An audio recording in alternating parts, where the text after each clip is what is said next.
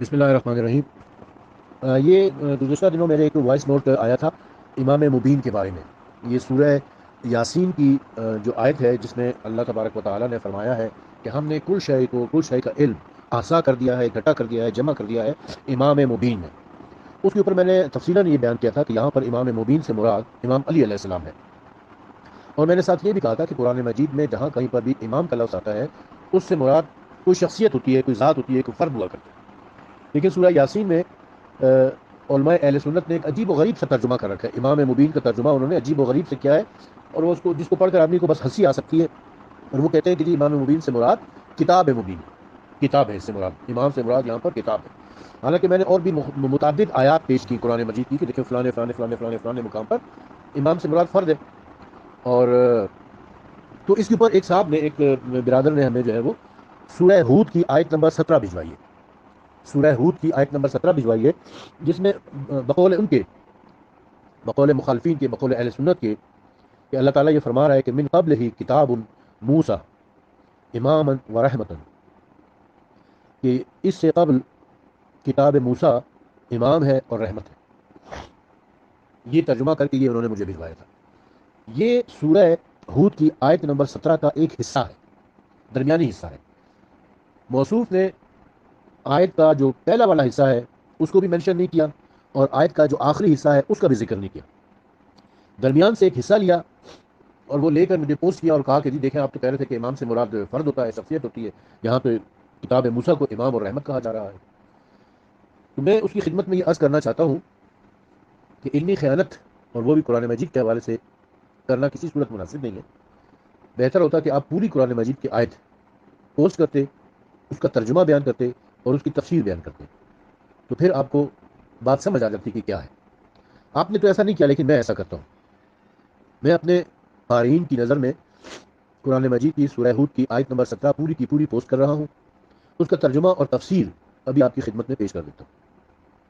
اللہ تبارک و تعالیٰ فرماتا ہے، پس کیا وہ شخص جو اپنے پروردگار کی طرف سے ایک واضح دلیل پر ہو اور ایک گواہ اس کے پیچھے ہی پیچھے آتا ہو، جو اسی کا جز ہو، جو اسی کا حصہ ہو، جز ہو، اور اس سے پہلے موسیٰ کی کتاب میں رہنما یا رہبر اور رحمت ہو، اس پر تو ایمان لائے ہیں، اور گروہوں میں سے جو بھی اس کا منکر ہوگا بس آگ اس کا ٹھکانہ ہے۔ پھر تم اس سے شک میں نہ رہنا، یقیناً یہ تمہارے پروردگار کی طرف سے حق ہے، لیکن بہت لوگ ایمان نہیں لاتے۔ یہ پورا سورہ ہود کی آیت نمبر 17 کا ترجمہ ہے جو میں نے آپ کی خدمت میں پیش کیا، پوری آیت یہ ہے۔ میں ایک دفعہ دوبارہ اس کو پڑھ دیتا ہوں تاکہ کسی شک میں کوئی مبتلا نہ رہے۔ بس کیا وہ شخص جو اپنے پروردگار کی طرف سے ایک واضح دلیل پر ہو اور ایک گواہ اس کے پیچھے ہی پیچھے آتا ہو، جو اسی کا جز ہو، اور اس سے پہلے موسیٰ کی کتاب میں رہنما اور رحمت ہو۔ امام کا ترجمہ رہنما سے کیا ہے اور رحمت کا ترجمہ رحمت سے کیا ہے۔ اسی پر تو ایمان لائے ہیں، اور گروہوں میں سے جو بھی اس کا منکر ہوگا بس آگ اس کا ٹھکانہ ہے۔ پھر تم اس سے شک میں نہ رہنا، یقیناً یہ تمہارے پروردگار کی طرف سے حق ہے، لیکن بہت لوگ ایمان نہیں لاتے۔ تو پہلے اس آیت میں ہمیں یہ دیکھنا ہوگا کہ پس کیا وہ شخص جو اپنے پروردگار کی طرف سے ایک واضح دلیل پر ہے وہ کون ہے؟ جو اپنے پروردگار کی طرف سے، جو اللہ کی طرف سے ایک واضح دلیل پر ہے وہ کون ہے؟ پھر اس شخص کا گواہ جو اس کے پیچھے ہی پیچھے آتا ہے، جو اس کا جز بھی ہے، وہ کون ہے؟ یعنی آیت کے پہلے حصے میں دو افراد کا ذکر ہوا ہے، ایک اس شخص کا جو اپنے پروردگار کی طرف سے واضح دلیل پر ہے، اور ایک اس شخص کا کہ جو اس دلیل پر ہونے والے کا گواہ ہے، اور ہے وہ جز اسی دلیل پر ہونے والے کا۔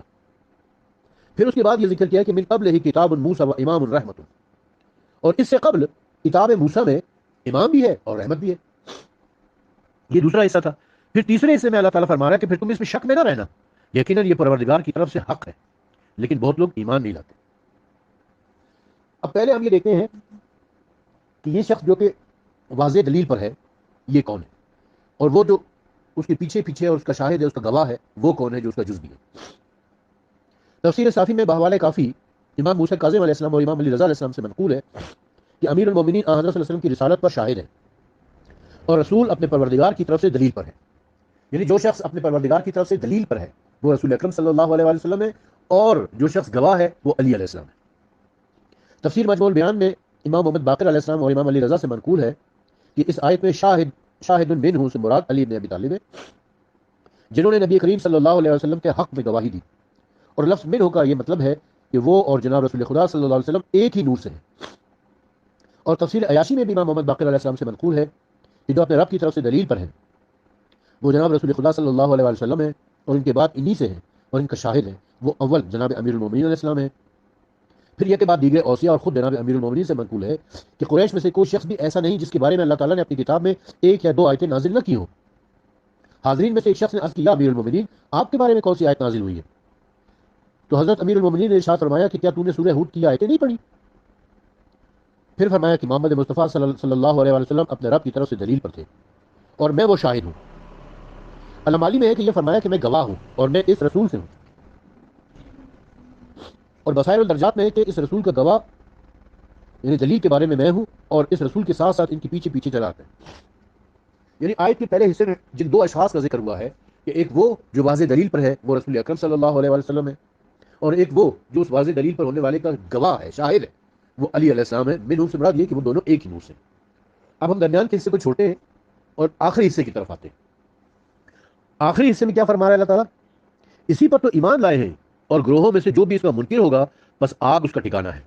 پھر تم اس سے شک میں نہ رہنا، یقیناً یہ تمہارے پروردگار کی طرف سے حق ہے، لیکن بہت لوگ ایمان نہیں لاتے. اس میں کیا شک ہے کہ بہت لوگ ایمان نہیں لاتے؟ اکثریت بے ایمانوں کی ہے، اس وقت بھی یہی حالت ہے. لیکن تم اس میں شک میں نہ رہنا.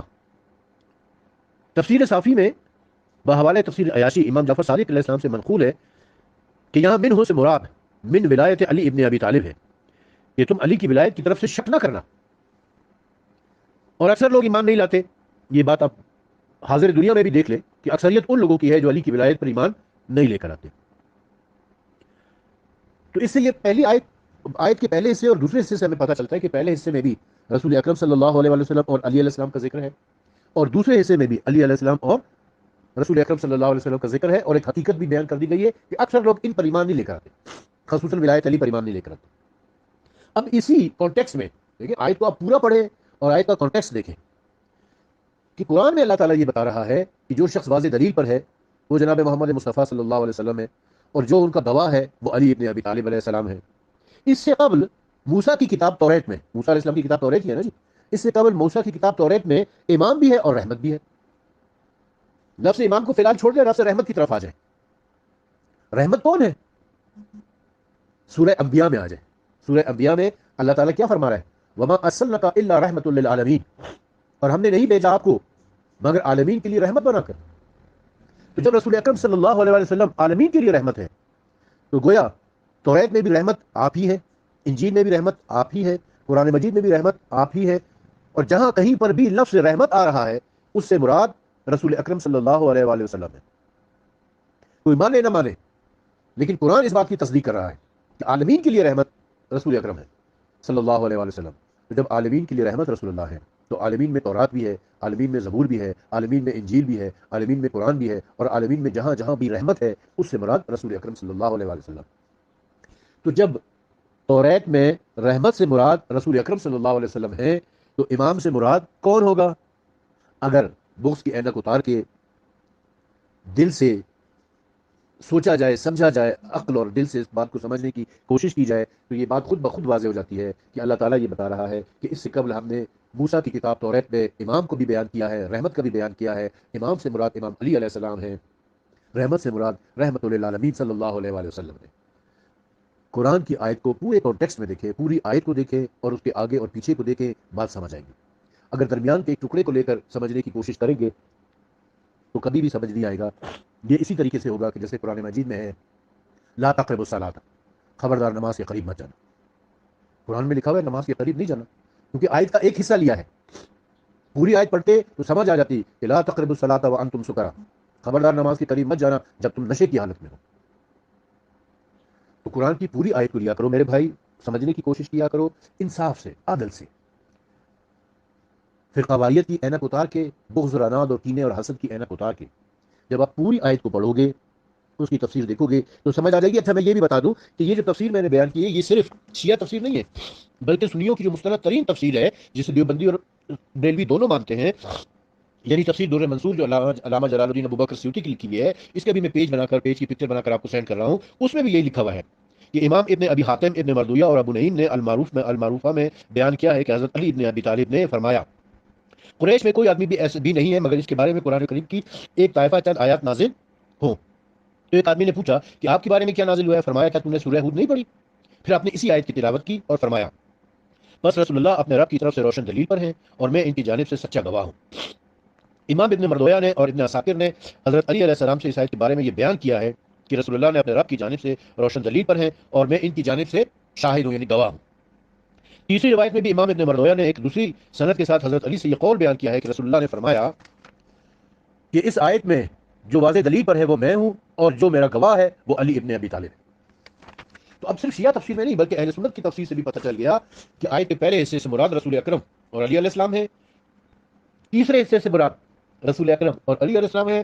تو لا محالہ یہ ماننا پڑے گا کہ جو درمیانی حصہ ہے اس میں بھی کتاب موسیٰ میں جو چیز بیان ہوئی ہے امام اور رحمت، امام سے مراد علی علیہ السلام اور رحمت سے مراد رسول اکرم صلی اللہ علیہ وآلہ وسلم ہے۔